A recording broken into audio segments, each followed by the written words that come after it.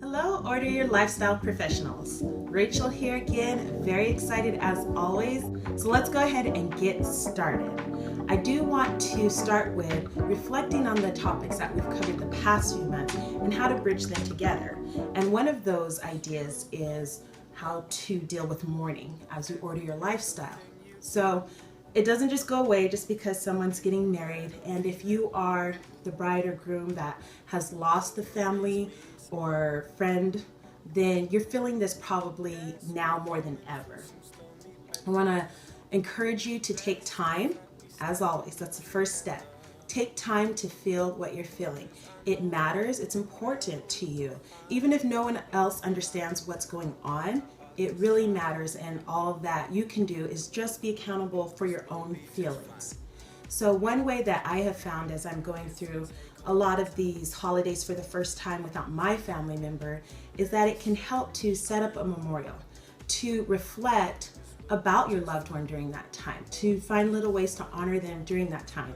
And I think a wedding is definitely a very important time where you notice that their presence is missed. So let's say, for instance, it's your mother that you unfortunately lost. You can take time during the wedding ceremony to honor her remembrance. You can do that during one of your bridal showers. You can do that during the reception, just some words of remembrance. You have to balance your lifestyle through many different categories and through many different options of how things will play out. We don't know what tomorrow will hold. So don't feel bad if things aren't necessarily traditional or might seem a little odd to other people.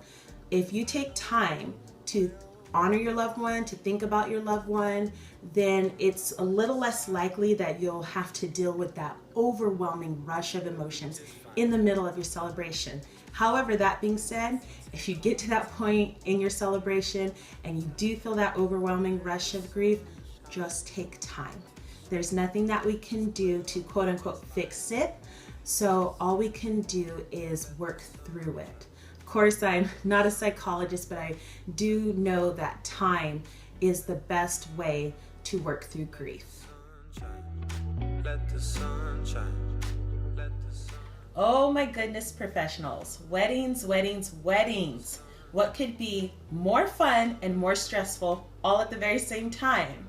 Well, we're going to give you some tips today to make sure that you can bring the stress down as much as possible. I cannot control your family members or your friends and things that they do, but I can help you balance your time so that you can feel a lot more in control. So the first thing that we'll look at today is knowing the difference between daydreaming and actually planning your wedding. Of course, it's so much fun and there's nothing else that you want to think about from the day you're engaged until the actual wedding day. And it just seems to consume so much of your life and your world, and that's okay. However, you need to make a process within the happy season.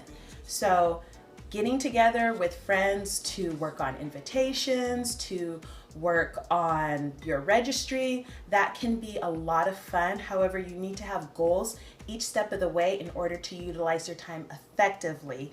Otherwise, you will fall into just daydreaming about your wedding and thinking about planning instead of actually planning. Point number 2, understand that technically you now have a new job. What do I mean by that? Well, obviously already you have responsibilities to a fiance, you have a job that earns you money, you might have responsibilities to extended family members, and you might have a volunteer commitment in your life.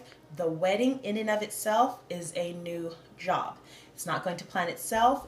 Even if you have a wedding planner, which I highly encourage, you still need to communicate to that person. So that means part of your time budget is going to have to be pulled and given to this specific task. I know it seems a little simple, but I do want to reiterate, the wedding does not accomplish itself.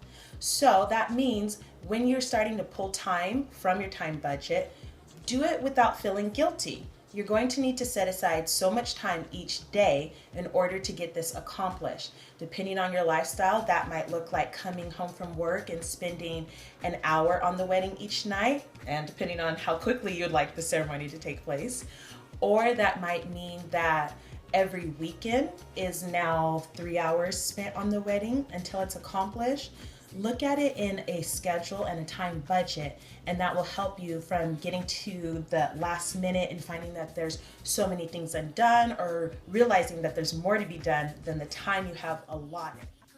So as you make time to clock in and out for your wedding planning, this will actually relieve some of the mental brain space that you have occupied for the wedding and allow you to function more smooth in life. So that means, just like a job, you're gonna sit down and you're gonna tell yourself, okay, I have 30 minutes to get as many invitations done as possible, and then when that 30 minutes is up, it's up.